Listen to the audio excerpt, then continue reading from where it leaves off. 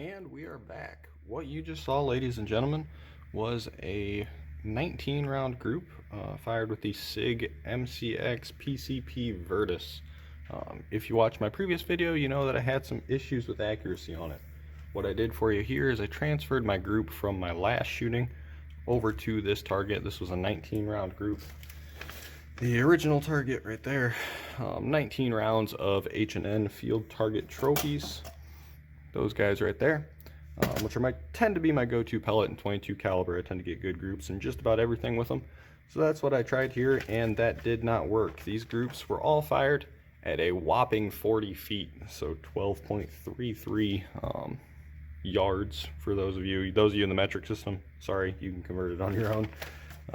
About 12 yards, about 12 meters, sorry.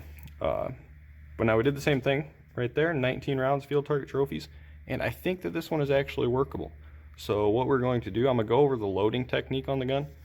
For those of you who are just now buying this gun, what you need to do when you get it, do not read the manual. Instead, go ahead and take a video showing you shooting the gun, showing how terribly it works, post it on YouTube, and then wait for people to comment what you're doing wrong, as I did. Probably could have saved myself a little bit of hassle there if I would have just read instead of, going the typical route and thinking I know what to do. So what we're doing here, loading the gun up, pull the chain mag out. I'm going to be loading these in a pretty precise way here. First things first, I plan on doing several groups. Going to shoot, see what's workable, see what's not, see what group's the best. And then we're going to step back. All of these first groups are going to be taken at that same 40 feet distance. Everything else is going to be moved back. I believe I've got the table set up at something 23 yards or thereabouts, that will shoot with the best pellets or the best couple. What we have going into the first magazine, move this out of the way for the time being. First magazine is going to be these 6 right here. H&N field target trophies, H&N sniper magnums, H&N rabbit magnums, which I think will shoot like shit out of this gun. And then Benjamin destroyers, which tend to shoot like shit out of everything. Regular Crossman Premier hollow points. Can't read or think today. And Crossman Premier Ultra Mags. None of these are washed or cleaned or relubricated or anything. After that, we'll be going into the JSBs. Jumbo Diabolo 15.9s, Jumbo Diabolo 18.1s, Jumbo Exact Monsters, and then Demon Kodiaks, Gammo TS22s, Gammo Red Fires. So into loading, we're going to slide the first group of pellets. We're going to be putting 5 of each of these in for the total of 30 rounds per magazine. Should have whipped this tin open for you guys before.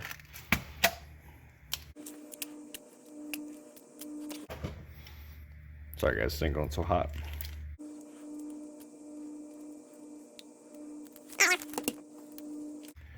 All right. So we don't need that. We're going to set that out of the way. So the first 5 pellets that we're going to be shooting are H&N field target trophies. Now what I was doing previously to load these, I quite honestly wasn't even taking the chain out of the magazine most of the time. I was simply dropping the pellets in and pushing them about like that. So what we would end up with was, in this case, 5 pellets. However, in the past, the full 30. Which were set in there and not really seated any more than what my thumb could do. Let's bring that in nice and close for you guys, and hopefully you can see that those are not concentric, not consistently concentric at least, with the magazine. Now what you're supposed to do is you take the little doohickey that SIG includes with the gun in the in the base of the pistol grip, and this little guy is front side adjustment tool, rear side adjustment tool, stock butt plate adapter, or wrench, I guess. This little guy, the little nub there, is a pellet seating tool. So what you do after you get the pellets into the magazines by hand, you take this, just go like that, and you can hear that little click. That is the sound of the pellets properly seating. So going back to this, if we now pull it up here and look closely, you can see the pellets, focus, there we go. You can see that the pellets are substantially deeper in there. What you can also possibly, hopefully tell, if it would focus, is that these pellets are all nice and concentric in the magazine now. As we saw by the target, old group, new group, that helps. So I'm gonna load up the rest of these, and then we're going to go shoot, see what shoots the best, and then step it back and shoot the best of those and see what this gun's actually capable of. Alrighty then, back with a little aside here. As you know, this runs the chain magazine, and on that chain magazine there are 4 individual pellet slots, 2 full links, if you will, that are colored white. Those are the ends. So I've ordered, or put the pellets in this order, as you saw. It's very important to index this chain properly in here so that we know which pellets are coming out of the gun at which time. This gun, as it fires, in pulling the trigger, you push a little lever down that's attached. There's a mechanism which attaches to the trigger, which indexes the pellet, indexes the magazine forward 1 full pellet space. So you're pulling the trigger, and then bam, it fires. So we are going to spin this around until we get to those white chain links. So there's the first white chain link. That is one of the Ultra Magnums. There's another one which is the Ultra Magnum, and we're going to leave it right there. Because as I said, as I pull the trigger down, it's going to push us right up to that field target trophy, which will be the first pellet, and then everything will be correct from there on out. We'll go 5, 5, 5, so on and so forth. Targets that we're going to be shooting today are some from Gun News Daily. I can't endorse them or anything, but I can say that they have a really great PDF of targets online, especially for the air rifle guys. So I downloaded that, thanks to them. What we have here, H&N field target trophies, H&N sniper magnums, so on and so forth. We'll come back to these later. I'll give you guys some video of as I'm shooting. Once we get all 60 shots in, we'll come back and we'll take a look.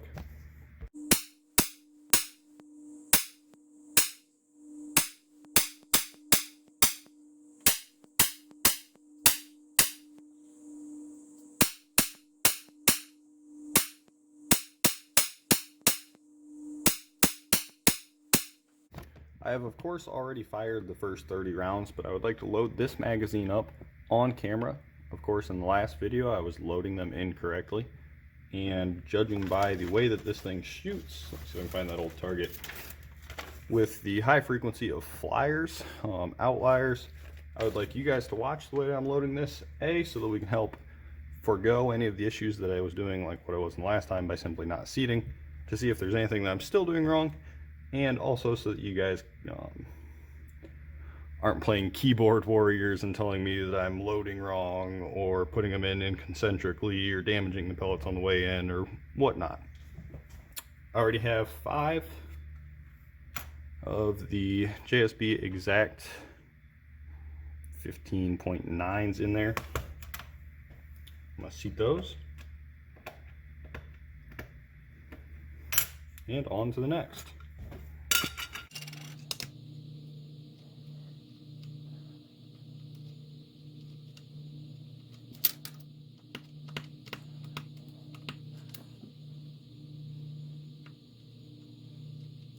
So this tool is a little bit odd. What I would have expected was for the round portion of it down at the base to be small enough to actually fit into the pellet hole, so that the tool itself was forced to be concentric.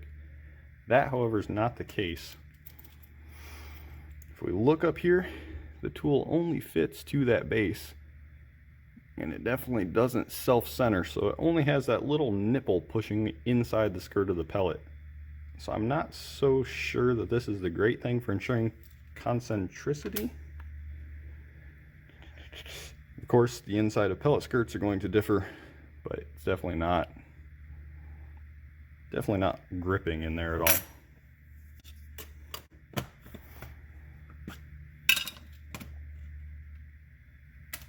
This is the only tin of pellets that I've ever received from Pyramid Air that has been damaged. I'm sure that they probably would have took care of me if I sent them an email about it, but I didn't do that. So I'm gonna sort out the pellets that I can see that are definitely have skirt damage, and I'll only load the good ones in there. Visual observation, of course, isn't the best way to sort pellets, but that's all I've got right now.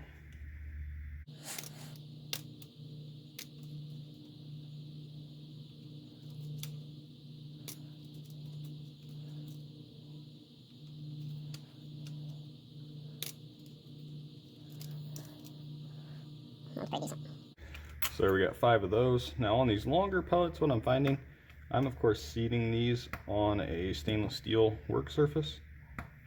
Now what I'm finding, these aren't seating as deeply because as I push them in, you can see that the tips of the pellets are coming right to the front of the chain. So there is some variability in between pellets on seating depth, just by nature of the design of the chain mag and the seating tool. Hopefully that isn't causing too many issues, but that will of course be a variable. I would think that the biggest variability would be in pointed pellets, being that they have a smaller portion of lead, and that A would get deformed easier, and B tends to vary more in the manufacturing process. But what the hell do I know?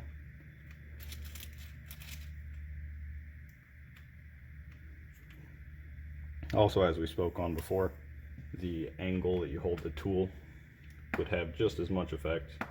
So I guess there's probably just as much variability in that as there would be in the pellets, if not more.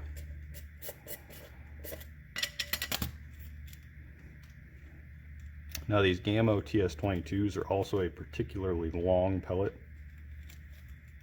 so I would assume that they will bottom out, as did the Kodiaks there. And then the Redfires also. Redfires are a pointed hollow point pellet. Let me pull it up here. Basically an off-brand polymag. I would guess that that polymer tip's going to hit the table when I try to seat them.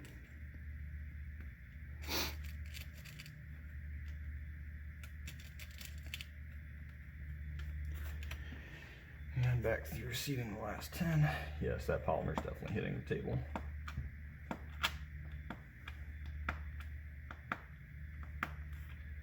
I'll go through all of them just to make sure that they're all seated. Just to make sure I didn't forget any.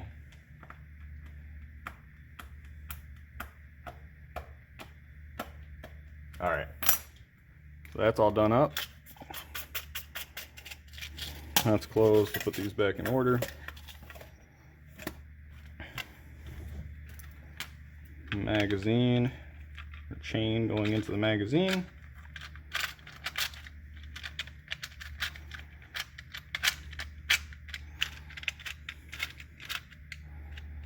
Second white pellet, as you can see, 1, 2. And let's go shoot.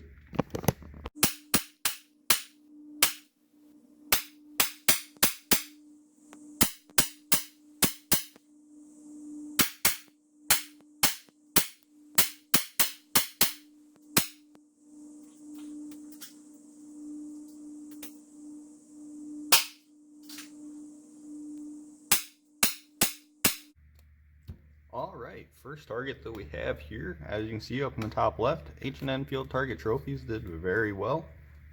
As I said, these are my go-to pellet when it comes to 22 caliber. And of course, everything here is going to be very specific to this gun. Very well for this gun is still pretty much junk for just about anything else. Keep in mind that these groups were shot at just over 12 yards. So this is not by any means great, but it's getting to the point that's going to be acceptable. As you can see there, maybe 3/4 of an inch onto the H&N Sniper Magnums. One thing about these pellets, I don't know what the guy at the H&N factory was thinking that day. I don't know what exactly is to be said for the shape of these pellets, and now also the shape of the group that they throw, other than it is kind of phallic.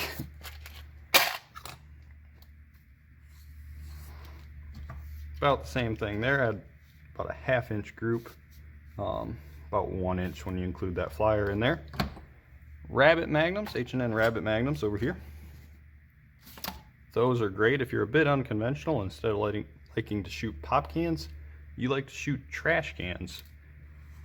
That right there, over here, and all the way down there. Almost got a bullseye. That is probably the closest one that we had to shooting a bullseye today. However, it was definitely on the wrong target.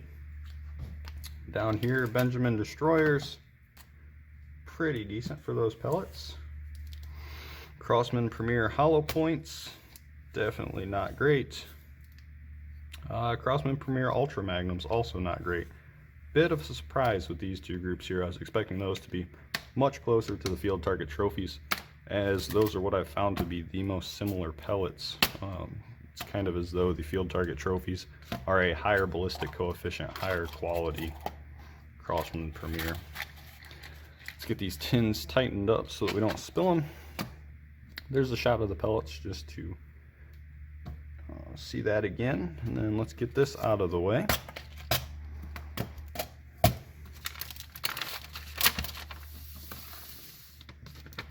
And on to the next. Get this in frame nicely for you guys, spin those around. Alright, slide these off here so you can see them all. Ooh, that didn't... Wasn't expecting those rings there, sorry about that, guys. Alright, so first up we had the 15.9 JSBs. Not particularly great. I remember reading that they recommended shooting light wad cutters through this gun. I'm thinking that that's probably because SIG is one of the only manufacturers of wad cutter 22 caliber pellets right now, but you never know. 18.1s, whoops, I had those spun around, sorry about that, guys. The JSB 18.1s shot very, very good groups. A very good group. About an inch overall, right about the same. All of these pellets that are shooting nicely are shooting about a half-inch group with a flyer or two that brings them out to an inch. And that is the big problem that I've had with this gun the entire time that I've had it, the entire time I've been shooting. It's not the actual group size itself. The groups tend to be relatively good. It's just that it seems to be that you'll have a group and then you'll have a group over here, or that you'll have a group and then you'll have flyers off both sides. Just very, very inconsistent. JSB Jumbo Monsters over here, 5 of those. Not great. Hard to tell right there. It's 1, 2, 3, 4, 5. Kodiaks down here, bottom left corner. Let's slide this up so you guys can see a little bit better. Those shot particularly low. These are heavy pellets. We had 1, 2, and it looks as though all of the other 3 went in right there. So 3 of them quite well. 2 flyers off the edge. TS 22s. Not good, which is to be expected. Those don't shoot well on anything to my knowledge. And then the red fires really surprised me. We had 4 shots right in there, 1 shot up off the top. I'm gonna throw the yardstick in here just for comparison, in case any of you guys want to look back and try to estimate group sizes or anything. This, of course, isn't very scientific by any means at all. But what we're going to do, I'm going to take the 3 best pellets and shoot them at the farther distance, probably shooting no more than 3 groups per target. So let's see, looks as though the 18.1s are a clear winner. And then over here, I think I'm going to go with the field target trophies and the sniper magnums. So we're going to shoot 3 groups, we'll shoot 10 pellets of each, and we'll see how that goes. Alright, as you're watching, we have field target trophies top left, sniper magnums top right, the JSB Jumbo Heavy Diabolo 18.1s bottom left, and then a mystery, a surprise for you guys on the bottom right.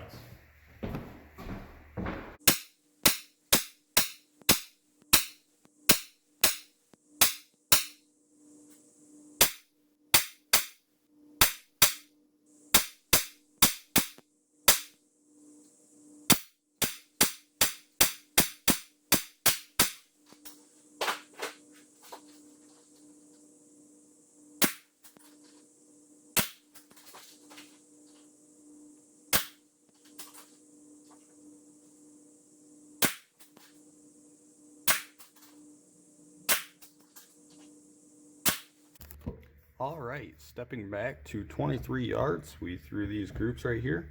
The field target trophies did pretty well, 1.75 inches. Field target trophies right there. 23 yards, that's getting into a range that you can somewhat hunt birds in the daytime here. That group right there, if I bring her over, get her nice and centered up and everything, would be quite sufficient for hunting birds at night, shooting sparrows, starlings, pigeons out of the rafters, as I intend to do. I don't typically buy into gimmicky pellets, but this makes it so that I now have 2 guns that shoot the very gimmicky pellets. Under normal circumstances, I 100% say just buy a traditional Diabolo, buy several of them and shoot the one that shoots the best. However, I now have my 25 caliber Marauder that groups the best with grizzlies, and I have this little guy, the SIG PCP, that shoots the best with the flying penises. So 1.5 inch group there, that's quite reasonable. That could definitely hit sparrows. The big thing that I really like about this group is that other than these 2 flyers, you count those out right there, and then it brings everything into right about 1 inch. So most of the shots, a lot lower standard deviation right here as opposed to the field target trophies. I'm just about out of these though, so I definitely need to get some more of those in stock. The 18.1s really let me down. Not much to say there. As a whole, the gun shot pretty well now. Only 2 pellets as of right now that I can really choose from, and I'm just about out of the best option. But nonetheless, that's workable. That'll do. That'll definitely do for birds out of the rafters. That'll do for close range rats. And it'll be a fun gun to plink around with, which I think was what most of you guys are looking to do. So if you have this gun, by all means, seat the pellets properly. Alright, so gun as a whole, what we have here is a $300 semi-automatic PCP. There is no one else who's competing in this market. SIG has it down pat. When I bought this gun, what I was really hoping for was something that was a better proportioned, possibly lighter version of my Marauder to start taking on some of that stuff where I don't need the extreme range, where quicker follow-up shots and bigger magazine size are more reasonable or more important. And what I got was something that's reasonably powerful, which is, I believe, the quoted numbers. Still don't like that idea of putting 700 feet per second on the box and on the website when really it's only shooting 600 with correctly weighted pellets. But nonetheless, gun's reasonably powerful, follow-up shots are quick, does jam on occasion, the trigger pull is atrocious, but it is a semi-auto still. Accuracy, when you know what you're doing, can be okay. It's definitely not great, it's definitely not what I was hoping for, but it is okay. And the gun is really, really cool. The big problem that I have with this gun, and it is no fault of SIG, it is no fault of their marketing team, their market analysis, what they were saying people's going to buy, is that this gun would be much better for an additional $200. Figure out the accuracy issue, throw a moderator on the front, shroud, silencer, whatever you want to call it, sell it for $500 and I would buy this gun all day long. I would have 2 or 3 really, because at that it's a really great gun. At that we can forget about the trigger issues, we can forget about not including a dust cover on that, we can forget about all the other faults that this gun has. A Chin C4 end, forget that. At that it would be an awesome gun. At this price point is really irrelevant, because as I said, nobody else is competing in this market. For what it is, at shooting like that, yeah, it's functional. I'm not going to sell it. I'm going to keep it around. I'll run it. Will it be the first thing that I grab all the time? Definitely not. Will it be the first thing that I grab under very specific circumstances like showing off? Yes. Will it be the very first thing that I grab for rats, birds, just about anything? Probably not. But it's a cool gun. Now, I think that you guys probably thought that I forgot about that little special group down there. And what that is the big fault that I have with this gun. That was shot with this. Just some little chintzy Diana that I bought a while back. $120 gun in its current setup. CO2, bolt action, nothing fancy, $20 scope on there. So that setup right there, I have less in this whole gun than I do in that scope. Looking at about $140 here, about $450 right there. And this gun, for all of its quirks and everything, I can't really find anything that I'm really unimpressed with. I guess the biggest thing is that the cheek pad is just too low once you put a scope on it. I really like that gun. I really like the price point, and it's exceptionally accurate. That's actually a substantially less accurate or bigger group than what I have come to expect from this gun at that range. CO2 in it is starting to run low, and I know from experience that the gun shoots less accurately once the velocities start to drop. So what I'm really thinking about doing here now is to run a similar setup on this. As I understand it, that was a conversion of a CO2 into PCP, blah blah. However, the SIG engineers did it. There's nothing stopping me from buying a dummy 12 gram, throwing it in there, running a line back and converting this into a bottle gun. I have the pump, I have the bottles, I have a couple tanks at the house, I have most of the fittings and everything. So hopefully, as we move forward, you guys will start seeing more of this gun as kind of a budget build into the low-end, ultralight PCP game. Hope you guys enjoyed this video. Buy one of the SIGs if you have the money laying around and you don't need it to really fill a purpose. If you need the purpose to be fun, by all means, it's a fun gun. But if you need something a little more practical, yeah, you know what I have to say there. Thanks, guys.